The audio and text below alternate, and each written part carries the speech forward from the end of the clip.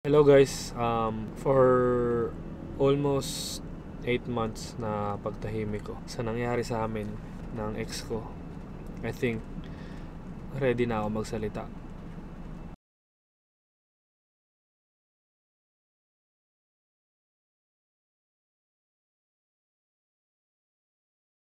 Last year ay nangyari po yung hiwalayan namin ng ex ko.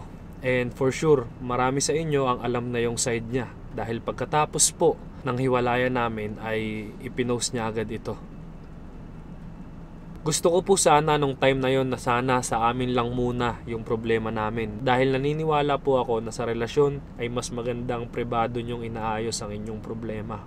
Pero ang nangyari ay na-post na agad ito na nag-lead sa mga tao na magbigay ng opinyon habang hindi alam yung kabuuan ng istorya. Kaya dahil dito ay nag-post din po ako ng video para sagutin yung mga bagay-bagay na sinabi niya sa akin dun sa mga post na nagawa niya. At dahil yung mga bagay na sinagot ko lamang noong time na yon ay yung mga bagay na in-open up niya, inakala po ng marami na ang tanging problema lang po namin sa relasyon ay usapang pera. Kaya pagkatapos nun, dahil nakita ko na marami ang nalilito sa istoryang hindi buo dahil hindi ko pa kayang i-share lahat-lahat nung time na yun, pinili ko na lang po munang manahimik. Sa loob ng 8 months ay sobrang dami pong nagpupush sa akin na sige na, sabihin mo na yung side mo, sige na, ipaalam mo na sa mga tao. Kaya sa loob po ng 8 buwan, I was trying to write it down pero hindi ko po talaga itong magawang maisulat. Sa tuwing inaalala ko po yung mga nangyari sa amin, naglilid lang po ito sa pagsikip ng aking dibdib at kung minsan po ay nanginginig pa ako dahil nahihirapan po akong i-comprehend sa utak ko.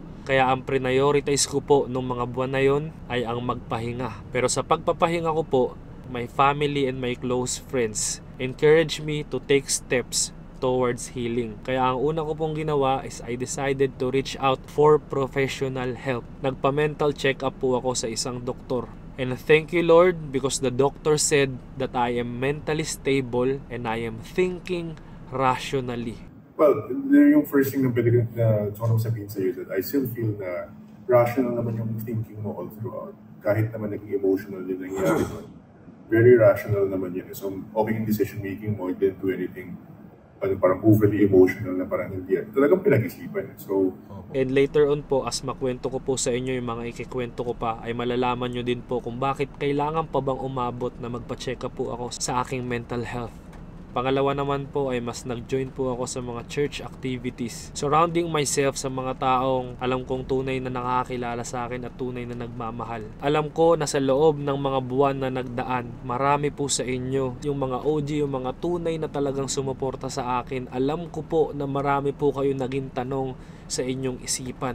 Kaya ngayon pa lang po ay gusto ko na po agad magpasalamat ng buong puso. Salamat po sa mga tao na umunawa bago po nagbigay ng reaksyon. At salamat po sa mga patuloy na nanonood sa akin. Isa po kayo sa malaking rason kung paano po ako nagkaroon ng lakas ng loob na magsalita na ngayon. Dahil nakita ko po na kahit hindi nyo po alam yung side ng kwento ko, ay pinanghawakan nyo po kung paano nyo ako nakilala. Kaya doon ko po napagtanto na meron pa rin po talagang mga taong patuloy na naghihintay sa akin na maibahagi ko po yung side ng aking kwento. Pero isa sa rason kung bakit din po ako magsasalita ngayon ay naging consistent po na naging laman pa rin ako ng kanyang mga content. Unang-una, one time ay nag-post po siya stating clearly sa first line ng mga pinost niya sa kanyang page, "Screenshot this, I will delete in 5 minutes." Dito pa lang po ay meron na agad siyang call to action. Kumbaga po, utos sa mga followers niya na i-screenshot daw po yung ipopost niya dahil i-delete ito. And on my own understanding of social media, dahil i-delete niya in 5 minutes tapos gusto niya na ipa-screenshot. So what people might do is ikalat po yung screenshot na yun. At ang sinabi niya po dito ay isang napakalaking akusasyon. Sinabi niya po dito that I feel like my ex's family want me dead or something. Isang napakalaking akusasyon na kailanman ay hindi po magagawa ng aking pamilya.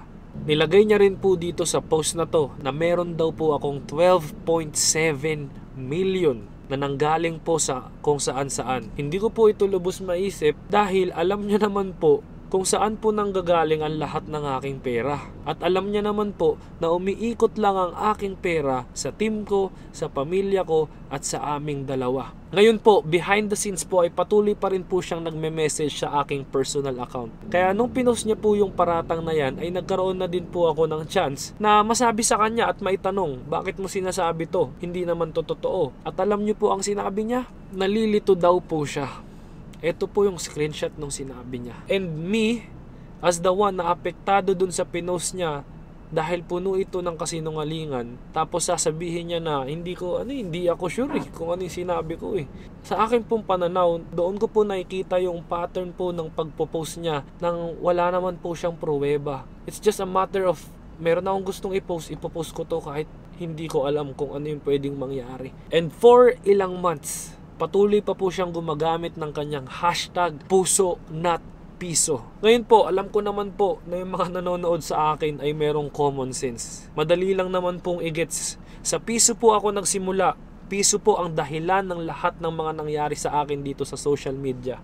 Mga achievements and all of those stuff. Now, in social media, reputation is one of the things na dapat meron ka. And by her saying things, yung mga pipopost niya pero i-delete niya rin, hindi ko po kayang itanggi na naapektuhan po yung reputasyon ko. Na pag yung reputasyon ko po ay patuloy na masira, mawawala rin po yung mga bagay na pinaghirapan ko po ng halos isang dekada na dahil maaapektuhan po yung mga taong nagtitiwala sa akin. Kaya yung ginagawa niya po for the past 8 months ay patuloy pong nakakaapekto sa aking trabaho. Kaya po ito nagli-lead sa libu-libong hate comments na natatanggap ko na nagsasabing manggagamit, cheater at lahat-lahat ng mga masasakit na salitang natatanggap ko. And recently, in the middle of pushing myself na kaya pa to, kaya pang tanggapin ng lahat, wag ka na magsalita, hayaan mo lang siya. Recently, she just posted something on her TikTok. Yung post po na ito ay para po siyang nagsimula po ito sa ganito. Ayan po, parang nagulat siya. Maya-maya po ay binasag niya yung piggy bank. Ngayon po, para lang po sa konteksto nyo. Pero malalaman nyo rin po to ng buo mamaya. Pero para po sa konteksto nyo, yung piggy bank po na yan ay meron pong malaking meaning sa aming dalawa. And by her still making a content na alam niyang konektado sa aming dalawa. Kahit alam niyang hindi alam ng marami yun, pero alam niyang alam ko yung ginagawa niya, ay patuloy pong naapektuhan yung utak ko sa mga nangyayari. At patuloy pa rin pong bumabalik yung mga bagay na iniiwasan ko na pong ikwento dito sa social media. Like with this breakup, I feel, my professional opinion is that rather than focusing on the depression, on the anxiety, or parang tama ba yung ano mo, I feel like this is technically, and for me professionally, a traumatic event. And I feel like it's processing of a traumatic event. So basically, parang yung ingatan mo sa'yo, or prevent mo sa'yo that you have like some sort of like PTSD from this. Kaya yan po yung mga rason kung bakit gusto ko na po talagang magsalita ngayon.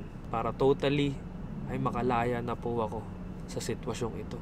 At magsisimula po yung ikukwento ko sa araw ng November 14. Ito po yung araw na kauna-unahan pong nag-post siya sa kanyang IG at sinabing naghiwalay na po kami. Ngayon, para po mabuo yung pagkakaalam nyo kung paano po kami umabot sa puntong nag-post po siya, ay ikikwento ko po sa inyo yung kabuuan ng nangyari sa araw na yan. Normal na araw lang po sa Thailand. Kasama ko po yung kaibigan ko at siya. Nasa loob po kami ng condo unit namin. Ngayon po, habang nagkukwentuhan po kami, ay napatingin po ako sa aming alkansya. Nandito po kami, napatingin po ako sa aking alkansya. Maaaring matanong nyo, Adam, ano ba yung konteksto ng alkansya na sinasabi mo? Etong alkansya po na ito, inirigalo niya po sa akin to with a message na from now on ay aalagaan ko na yung pera natin. Mag-iipon tayo. Ito po ay ang clip noong araw na ibinigay niya sa akin ng alkansya na nasa vlog namin sa CBD channel na ngayon ay naka-private na. Future you is very important, right? And you've told me about your goals and stuff around having like mega savings and all that.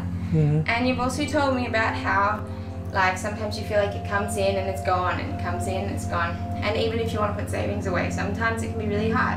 So I have a solution that involves both of these things. So the thing with savings is you need to have savings, yes, blah, blah, blah, but you also need something tangible. As you said, as a man, you need something tangible. But you need something that you cannot touch. This is a minion. Yeah. Money box that you can only get the money out by smash and destroy.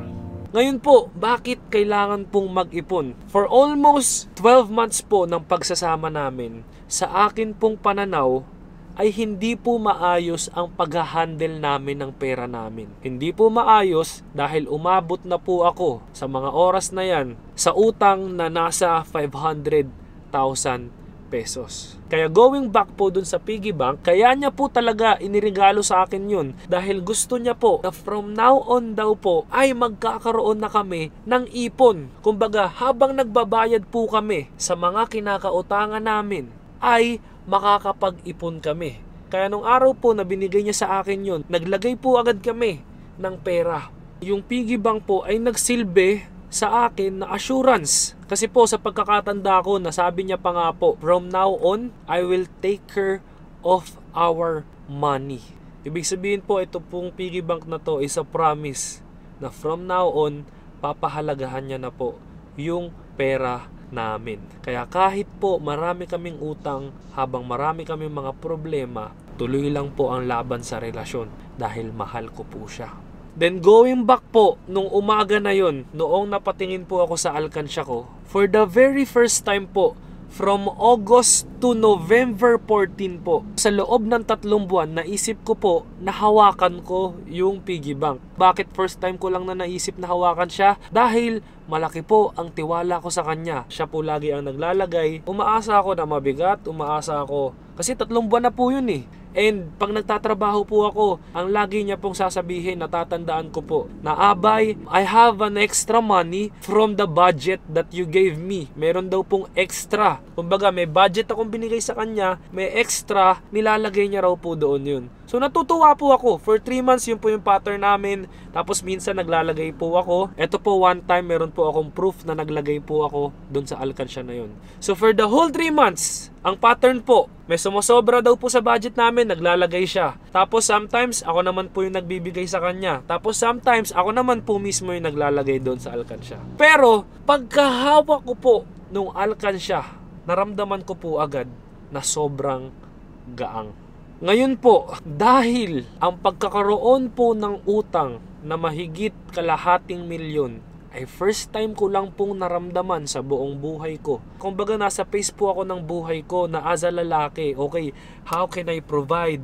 Paano ko pa mapapalaki yung income ko? Paano ko mababayaran yung mga taong nautangan ko na merong tiwala sa akin? Na at the first place, sobrang gulat na gulat sila kung bakit ako ngayon nangungutang sa kanila. Paano ko yun magagawan lahat ng paraan as a lalaki? Now, having the experience na pag hawak ko po nung isang bagay na nagbibigay na po ng assurance sa akin na okay lang magkautang basta pagkatapos ng utang meron na tayong ipon. Pag hawak ko po noon, naramdaman ko po na magaang. Hindi ko po mapigilan yung sarili ko na manginig po talaga sa takot. Nasaan yung pera? Nanginginig na po ako. Sabi ko, Abay, I think our money is gone. So as a partner, dahil siya po yung kasama ko noon, ngayon nung pinapatingin ko po sa kanya, kasi ang gusto ko pong gawin niya ay silipin niya po. Kasi doon ko po nasilip eh. Para po talagang wala ng laman. Kaya po ang sabi ko sa kanya, tignan niya. Kaso nung pinapakita ko na po sa kanya, ayaw niya pong tignan. Sa pagkakatanda ko po, medyo naging alagaga po siya. Parang hindi niya po alam yung gagawin. Then, ang sinabi niya po sa akin is, Abay, I don't have time to look at that. That is not part of the schedule of my day. So nagulat po ako. Hindi raw po part ng schedule niya sa araw na yon yung pagtingin ng alkansya. Para sa akin po, natural dahil hindi ko rin naman alam na makikita ko bigla na parang walang laman yung alkansya namin. So ang naiisip ko, ibig sabihin ba, para makita mo to, kung ano yung nasa loob ng alkansya natin, nawawala na yung pera natin, kailangan ko pa magpa-schedule sa kanya. So at that time po, in the middle of my panic attack, nginig na po ako, nahihirapan na po akong huminga. yung person po na inaasahan ko na mag-care din po sa isang bagay na pinapahalagahan ko, sasabihin po sa akin na I don't have time for that. That's not part of the schedule of my day. Sabi ko, abay, what? You will just look at it. You will just look. Tapos ngayon po, in the middle of my panic attack, nag-isip po ako ng paraan. Sabi ko, anong gagawin ko? Ngayon po, nakuha ko po yung cellphone ko. Sinilip ko po yung butas. This is just money. I don't care about money. Adam, I'm not. Look at this. Look at who. What are you doing? This is not you.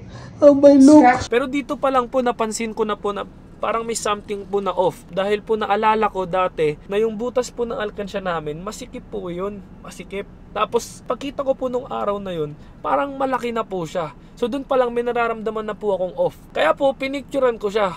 Pagka-picture ko po, on my mind, madali ko na lang ito yung mapapakita sa kanya. Hindi ko alam bakit ayaw niyang tignan.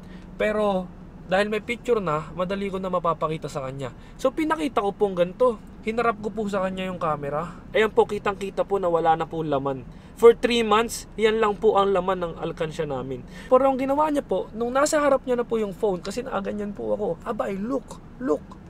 Ang ginawa niya po, nakaganto lang siya. Nakapikit. Nakaganyan po siya.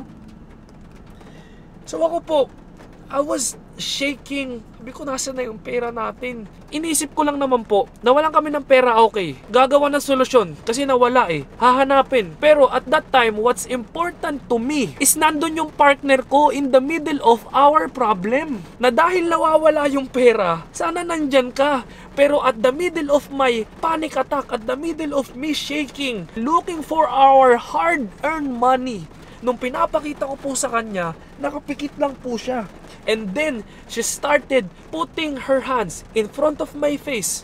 Just to be clear lang po, in front of my face. Hindi po nakaganto. Nakaganyan lang po siya. She then shouted, "Stop! Stop! Stop!" At doon na po talaga ako, hindi ko na alam yung gagawin ko. Kaya po nung sinigawan niya po ako noon, out of my emotions, wala na po ako nagawa. At napunta na po ako sa kahuli-hulihang choice, kundi basagin po yung piggy bank na yun. Box that you can only get the money out by smash and destroy. Kaya binasag ko po sa sahig yung piggy bank, pero make sure ko po na wala pong masusugatan sa amin. Just for context lang po, yung piggy bank po ay yung chalk, yung parang chalk na pagka nabagsak, sobrang basag na po agad. Pero wala pong nasugatan sa amin. Kaya going back po doon sa recent post niya na meron pa siyang TikTok with that piggy bank being crushed on the floor. Doon na po talaga bumalik sa akin yung mga alaala. And ang iniisip ko po, bakit kaya mo pang gawa ng content? And for the record, yung piggy bank na ginamit niya dito ay iba. Kumbaga, bumili pa siya ng bagong piggy bank just to make something out of it. Bakit kino-content mo pa yung isang bagay na hirap akong i-comprehend pag naaalala ko? And nakita ko na rin po yung pinakalaman na more or less po ay nasa 200 to 300 baht, which is 500 pesos sa pera natin. Nung nakita po, and I believe nakita niya rin po yun, nag-walk out po siya. Umalis po siya sa kwarto namin. At that time, hindi ko po lubos maisip kung ano pa po yung gagawin ko. Kasi po pinaghihirapan ko po yung pera eh. Sa lahat na nagsasabi na si Adam mukhang pera, yung problema nyo pera, hindi po yun. Yung mahirap po, pag nawala yung pera nyo, is hindi yung pera. Yung mahirap pong isipin is yung mawawala yung pinaghirapan mo. And hindi ko po alam sa mga nanonood dito kung anong klase po ko yung trabaho nyo. Pero mahirap pong magtrabaho lalo sa ating mga Pinoy. Kaya nung time na yun, sabi ko, asa na? Asa na yung perang pinaghirapan ko? And because of the pattern, dahil itong mga pangyayari po na ganito, ay hindi lang po isang beses nangyari. Because po, sa 12 months namin, marami na rin po kami napagdaanan. Meron po akong isang bagay na naisip gawin noong time na yan. Dahil po, parang meron na po akong nag-get sa aking isipan sa mga pattern na pinapakita niya. At that time, ang ginawa ko po ay nirecord ko na po yung sarili ko for me to be safe and to have proof for the things that is happening on our relationship. This is November 14, Thursday, 2:24 p.m. Nag-film ako para mayroon akong proof sa mga nangyayari. Binasag ko yung savings ng alkansya namin, and pinag-ipunan kasi namin ito na matagal. Then, I was actually, because of the problem that we had about money, yun na lang yung nagiging sandigan ko na meron kami naiipon. So me looking at the whole, yung sinusuksukan na pera, and then I will just see 300 baht. It's really disturbing to me. Pinaghirapan ko yung mga pera na yun. Tapos hindi ako masagot na kung nasa yung pera. Pagkatapos po ng senaryo na yan, ang tanging naiisip ko po ay kailangan ko na po atang umuwi ng Pilipinas. Ngayon, for context po, para po mas maintindihan nyo, Adam, bakit naman ang naiisip mo agad ay pag-uwi sa Pilipinas? Hindi ba pwedeng ayusin nyo? For context po, marami na pong nangyaring problema sa amin. Para sa aking pananaw ay hindi po normal na problema ng isang relasyon. Meron po akong i-share sa inyo na na-experience ko sa aming relationship. Yung ex ko po ay merong tinitake na something. Ngayon, yung tinitake niya po ay pinatry niya sa akin. This happened early stage ng relationship namin. Ang sabi niya, take this will help you focus. So ako, dahil ang pagkakakilala ko sa kanya ay matalino at nagtapos bilang scientist, nagtiwala po ako na makakatulong sa akin yung pinapatake niya. Noong una kong tinake yun, I felt okay. But after days of taking it, nakaramdam na ako ng hindi maayos na feeling. Na-overwhelm ako lagi, parang laging pagod, feeling na dapat may gawin ako but at the same time sinasabi ng utak ko na kailangan kong magpahinga. Mabilis na pagtibok ng puso and out of nowhere, mafe-feel ko din na kailangan kong tumakbo o matulog. In short, a feeling of being overwhelmed na may gusto kong gawin pero parang lagi akong lito sa mga gagawin ko. Kaya sinabi ko sa kanya na ayaw ko nang i-take yung pinapatake niya. Kaya sa buong pagkakaalam ko po ay hindi ko na ito itinitake. Pero merong buwan sa relationship namin na nakaramdam ulit ako ng pagka-overwhelm. At dito ko po naalala na lagi ko na pong napapansin na sa pagkain ko ay parang may powder o dinurog. At doon ko po naisip na baka nilalagyan niya ito ng tinitake niya. Kaya tinanong ko po siya. At ang sagot niya ay, Adam, you know it ever since. Hindi ko po matandaan na pumayag ako doon at sobrang natakot ako at na-confuse dahil alam ko sa sarili kong hindi ko naman po talaga iyon sinabi. At hanggang ngayon ay naniniwala ako na kailanman ay hindi siya nagpaalam sa akin na ilalagay niya iyon sa aking pagkain. And at that time, sobrang natakot po ako kasi ang sinabi ko po sa kanya, tandang-tanda ko po ito, ang sinabi ko sa kanya, abay, how can you do that? If you can lie to me that long of a period of time, and if you can lie to me that big, what else can you do? Pero dahil po mahal ko po yung tao, pinagbigyan ko po siya at pinatawad ko. Kaya going back po doon po sa nung nawawala na po yung pera namin sa piggy bank, kaya ko po talaga naisip na kailangan ko na atang umuwi. Because of those context of my experience. Parang it has been a pattern of yung parang laging maano yung utak mo sa mga nangyayari. Na parang nagsisinungaling ka ba? Ano bang nangyayari? Kaya po nung time na yon, sabi ko kailangan ko na atang umuwi. So ang ginawa ko po nung araw na yon, kinuha ko po yung mga gamit ko sa aparador namin. Nilagay ko po lahat sa kama namin, nandun po yung maleta ko, yung mga damit ko. And I was thinking uuwi na ako. Pero in the middle of me, sa pag-iisip ng pag-uwi, pinigilan ko pa rin po yung sarili ko. Sabi ko, wait lang, baka dadala lang ako ng emosyon ko. So ang ginawa ko po, binalik ko po lahat ng mga gamit ko sa aparador ko siya kinuha. Then maya-maya po, 'di ba, nag-walk out po siya, bumalik po siya. And ngayon po, pagbalik niya, tinatanong ko po, one of her answer is, abay, if you don't want to work, don't make this as an excuse. So wag ko daw pong gawing excuse yung hinahanap ko yung pera namin kung ayaw ko lang pong magtrabaho. At that point po talaga, nadadagdagan yung parang pagka-stress ko. Ano sinasabi mo? Ano sinasabi mo? Gusto ko magtrabaho pero paano ko makakapagtrabaho kung nawawala yung pera? Binabrush off niya, ayaw niya pag-usapan. So ako, with my stress, sabi ko sa kanya, sandali lang nga, papanik lang ako sa taas. Doon po sa isa pang condo unit namin, papanik lang ako sa taas, magpapahangin lang ako. Nagpahangin po ako doon. Tapos maya-maya, message po siya ng message sa akin. Ang dami niya pong sinasabi. Gusto ko pong mapahinga na po ng kahit kaunti yung utak ko. So ang ginawa ko po, kauna-unahang beses, blinak ko po siya. para po on my mental health. Blinak ko siya, ang ginawa niya naman, mini-message yung kasama ko, si Robert. So parang wala rin po. Kumbaga hindi rin po ako makapag-focus sa pagpababa ng stress na nararamdaman ko. So ang ginawa ko po, mo na nga, bababa na ako sa baba. Ngayon po, pagbaba ko, wala po siya sa loob ng unit namin. Tapos yung mga gamit ko po na iniligay ko na po ulit pabalik sa aming aparador, nandun na po ulit sa ibabaw ng kama. So ako, on my standpoint, nalis ko na po yung mga gamit ko dun. Umalis po ako sa kwarto, pagbalik ko wala po siya at nandun na po ulit yung mga gamit ko, yung maleta ko, yung damit ko, nasa kama na po ulit. On my standpoint, ang sinasabi niya sa akin, umalis ka na. So at that point po, message ako sa kanya, abay, nasaan ka na? Tinatawagan ko po siya, wala po talagang reply. Ngayon po, nag-reply po siya. Sabi niya po sa unang linya ng reply niya, I will not be back until I have 100,000 for you.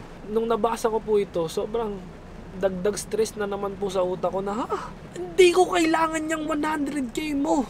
Ayun po sa isip-isip ko, anuhin ko yun. Hindi ko kailangan yung pera. Ang kailangan ko malaman kung nasaan yung pera natin. Kung sino yung kumuha para mahanap natin sa kanya.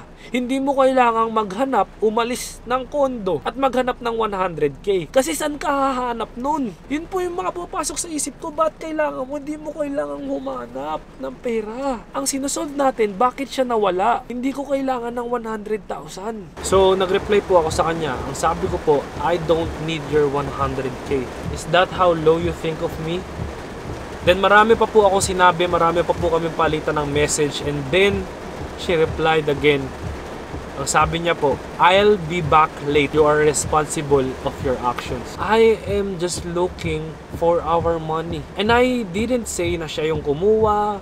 Ano bang ginawa ko? Masama bang hanapin yung pera namin na nawawala? Kaya nung nabasa ko po ito, alam ko in my mind na hindi ko na deserve to. Hindi ko na deserve kung paano niya ako mini-message. Hindi ko na deserve na after ng lahat ng nangyayari, ako pa ang may kasalanan.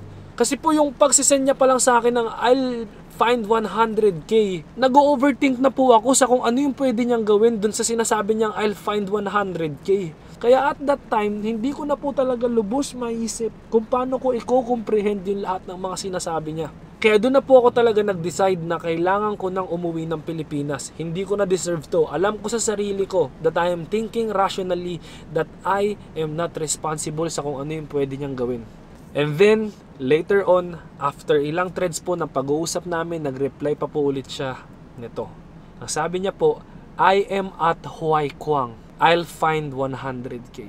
Ngayon po, para lang po sa kaalaman nyo, and siya rin po yung nagsabi sa akin ito. Doon daw po sa lugar ng Huay Quang ay doon daw po nangyayari yung mga sketchy business. Ngayon po, para sabihin niya sa akin na I am at Huay Quang, I'll find 100k, I'll be back late, you are responsible of your actions.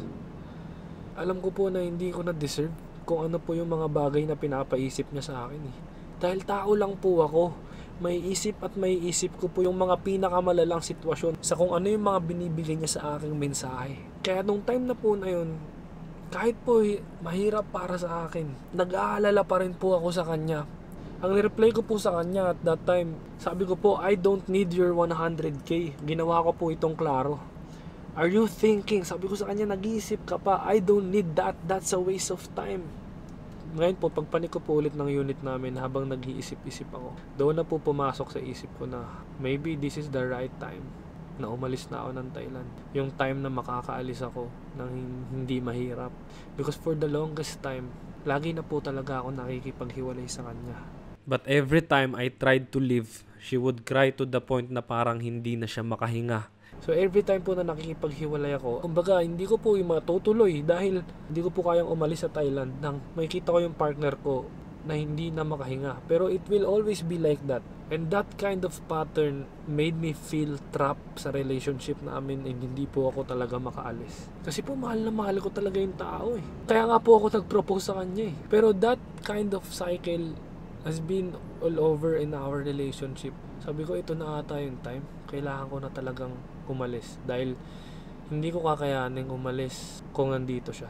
So, kinuha ko na po yung pagkakataon. Then, nung nasa taxi na po kami, blinak ko na po siya at this time kasi po hindi ko na po kayang isipin or basahin kung ano pa po yung mga pwede niyang sabihin dahil natatakot din po ako. Natatakot ako dahil gusto kong maging definite na yung answer ko, pero natatakot ako na baka dahil sa mga pwede niyang sabihin, mapabalik niya pa ako. Kaya po, blinak ko siya. Kaya sa mga nagtatanong, bakit mo siya blinak? Paano kayo makakapag-usap?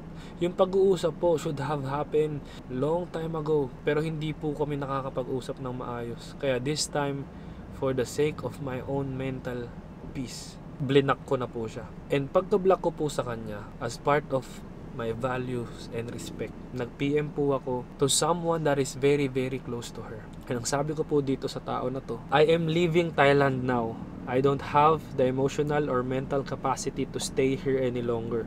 Thank you for everything. I am genuinely concerned about what she might do, which is why I'm reaching out right now.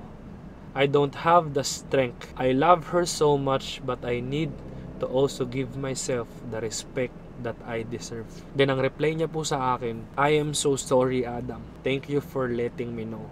Thank you for trying the counseling. I hope it has brought you some clarity. This person po na piniem ko po, just for context, ay nilibre niya po kami sa isang premarital counseling. Nilibre niya po kami with a goal na ma-check po namin kung talagang fit po ba kami sa isa't isa. Nakadalawang session lang po kami doon, pero nagpapasalamat po itong tao na to na pumayag po ako with that counseling. Please make sure you don't keep breaking up and getting back together. So alam din po nung tao na to na kami po ay nakikipaghiwalay po ako tapos nagbabalikan din po. Pero ang hindi niya po alam is that is because I cannot leave. Nasa Thailand ako, hindi ako makaalis. Pero gusto niya lang i-make sure na hindi na kami magbabalikan. Tapos sabi niya po, can you please tell me what state she is in emotionally and does she have money to survive for how long? Now this person is just making sure na meron siyang pera. And to cut the long story short, sinabi ko po, yes, meron siyang pera. First, meron siyang pera dahil umalis po ako November 14. Meron po siyang pera of our whole budget for the month. Dahil November 14 pa lang po noon, meron pa po yung pang November 14 to November ng katapusan. So now going back po dito sa pag-uusap namin ng tao na to, sinabi ko po sa kanya personally, I wanted to make it clear na yes, meron siyang pera, and on top of that, willing ako na suportahan pa rin siya. Dahil yun din po yung hiningi ng tao na kausap ko. Suportahan siya financially. To cut the long story short, ang hiningi pong suporta sa akin itong taong kausap ko ay 19,000 plus. At hinihingi niya po ito for the next 3 months para po dun sa ex ko. Ngayon po, dahil mahal ko po yung ex ko, hindi ko lang po talaga kayang magstay. Kinumit ko po yung sarili ko kahit meron pa po akong utang. Kinumit ko po yung sarili ko na mag-send pa rin sa kanya ng 19,000 per month.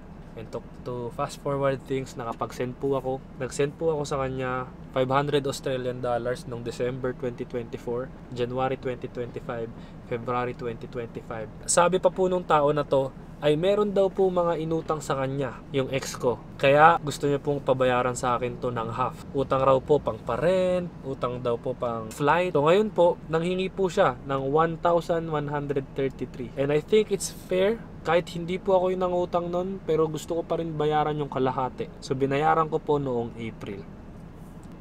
Ngayon po, fast forward, noong March po, ay nag-send po sa akin yung ex ko ng 70,000. Hindi ko po alam kung para saan, pero for the record lang po ay sinend ko po ulit ito pabalik sa kanya. Going back nung nasa airplane na kami, boarding gate na po kami. Siyempre po, sobrang gulo pa rin po ng isip ko, naaawa po ako sa kanya. Kaya in-unblock ko po siya, at pagka-unblock ko po ay nabasa ko ito.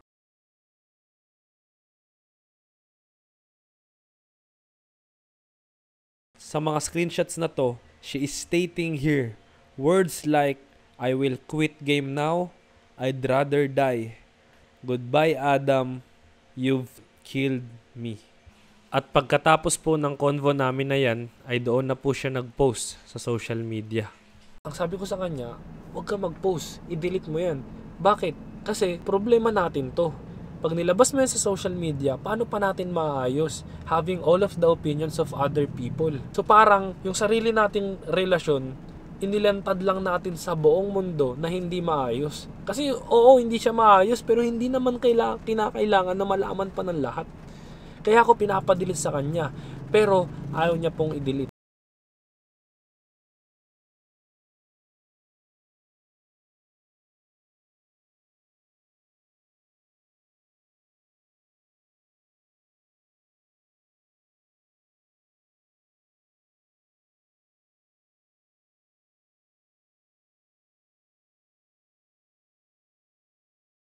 In the middle of our relationship, nagkaroon po siya ng pattern na pag aalis po ako, lagi niya pong sinasabi na mawawala po siya. Dumating na po ako sa punto na hindi ko na po talaga kayang mag-isip for myself. Kasi hindi ko po kayang maisip na pag lumipad ako ng eroplano, maaring may mangyaring masama sa kanya. Isa sa mga naging dahilan kung bakit ako nanahimik na matagal ay dahil natakot ako. Ilang beses niya kasi sinabi sa akin na gusto niyang mawala o mawawala siya pag iniwan ko siya. Hanggang ngayon, dala ko pa rin yung takot na yun dahil inaalala ko pa rin siya. A part of me felt like if I ever speak, baka maging rason pa ako ng kung anong ikakasama niya. Pero habang tumatagal, na-realize ko din na minsan pala, hindi natin dapat hayaang tuluyan tayong lamunin ng takot. Hindi ibig sabihin na nagsalita ka, gusto mong manira. Minsan gusto mo lang maghilom. At para gumaling, kailangan mo ring sabihin yung katotohanan mo. Kaya po, hindi ko na po alam gagawin ko. Naisip ko po, dahil po talagang awang-awa na po ako. Naisip ko po na sabihin dun sa crew na magpapa-offload na ako. Ayoko na. Nung nagpa-offload naman po ako, syempre kailangan pa ng proseso dahil nasa loob na ng eroplano yung bagahe ko, matagal pa ho yun. Aligaga po ako because feel ko hindi tama yung desisyon na yun. Anong gagawin ko? Ba't ako nagpa-offload? Then bigla ko pong naisip na what if tumawag ako ng someone na sa tingin ko matutulungan ako na mag-isip ng tama. Then tinawagan ko po yung tatay ko. Then sumagot po yung tatay ko. Sabi ko, Dad, ito po yung nangyayari sa amin. Sabi niya, mawala daw po siya, magpapakamatay daw po siya pagka hindi ako bumalik. Then ang sabi ng dad ko, Nak, umuwi ka na dyan dahil hindi ka na safe. And nung narinig ko po yun, doon ko na naisip, doon na po ako nalinawan na, oo nga no, hindi na ako safe dito. Hindi na ako safe dito. Sabi po ng dad ko, o sige, bumalik ka. Pero paano kung may nangyari sa kanya? Kung meron siyang ginawa sa sarili niya? Sino yung masisisi? Ikaw. So nung time po na yun, doon ko na po napagtanto na I need to go home. Kaya po, pinahinto ko na po yung pagpapa-offload ng gamit ko at lumipad na po ako ng Philippines. And fast forward, with everything that happened, na alam kong tama lang yung ginawa ko. Hindi ko to nakwento ng maayos sa lahat dahil hindi ko talaga siya kayang ikwento. Pero now, thank you Lord for the courage na binigay niya sa akin. There's a lot of things pa. There's a lot. Hindi ko na lang talaga siya kayang ikwento dahil I don't want this to sound as an attack to any person. But I want this to just be a plain telling what really happened on my side. Then bago po ako lumipad ng eroplano ay meron pa po akong huling message na nabasa. Sabi niya po dito, you book a ticket and while I was in my nail appointment. So after telling me na I will be back late, I'll find 100k, I am at Y Kwang, I am responsible of my actions. Now, she is telling me na nasa nail appointment lang siya. And this is my own opinion and my perspective of what I'm feeling. I feel na piniplay na lang yung utak ko dito, na hindi ko na talaga deserve kung ano yung mga nababasa ko. Now, to the present time, gusto ko lang magpasalamat sa lahat ng taong sumusuporta pa rin sa akin. I really want to move on na from this. That's why ginagawa ko to. I was thinking na paano kung ako na lang kaya yung mawala. Kasi ayoko siyang mawala, pero ayoko na rin yung nararamdaman ko sa relationship namin. Kaya paano kung ako na lang yung mawala? I was always at the 9th floor of our building thinking na nararamdaman ko pa kaya yung sakit pag tumalon ako sa building na to. So at that moment, I was thinking na by leaving this relationship, alam kong meron pa ulit akong buhay. Pero dahil alam kong hindi ko agad ito masasabi sa mga tao, alam kong maaring isipin ng mga tao na ako yung masama. Kaya yan po yung storya nung araw nung naghiwalay po kami. And maaaring magtanong po kayo for the last time para lang po ma-explain ko na rin sa inyo. Adam, bakit ka pa ba nag-propose sa kanya? Alam niyo po, nag-propose ako dahil mahal na mahal ko po yung tao. At the time na nag-propose po ako sa kanya, nandun po yung nanay ko, nandun po yung iba kong kaibigan, and nandun po yung mga fans namin. I will not propose in front of many people kung hindi naman totoo yung gusto kong gawin. My dream as a kid is to have a complete family dahil hindi ko po yung naranasan. And nung time na nag-aaway na kami, nung time na parang nagiging blurry na lahat sa relationship namin, because of my dream of having a complete family, pinilit ko magstay kahit meron na ako mga nakikitang dapat hindi nangyayari sa relationship namin. And ayun yung rason kung bakit kami tumagal lang umabot pa ng 1 taon. I loved her so much. Minahal ko po siya ng totoo. Minahal ko siya ng buong pagkatao. Pero dumating ako sa dulo. Sa tanong na, hanggang kailan ko uunahin ng pagmamahal kung ang kapalit nito ay unti-unti na akong mawawala sa aking sarili. Nakakalungkot man na ganito yung kinahinat na ng relationship namin. Pero I think my last and final message is sana meron kayong mga napulot dahil sa mga pagkakamali na nagawa namin. And alam ko na meron siyang side ng storya niya. Alam ko na, and I don't want to invalidate that. But this is the side of my story. Maraming salamat po sa lahat ng subscribers ko, sa community, sa followers. Maraming salamat po sa inyo. Mag-iingat po kayo palagi. Naisip ko lang din ngayon na sobrang ironic na yung mga ginagawa ko is challenging myself. Putting myself into challenge. And this time, ito ata yung pinakamahirap na pagsubok ng buhay ko.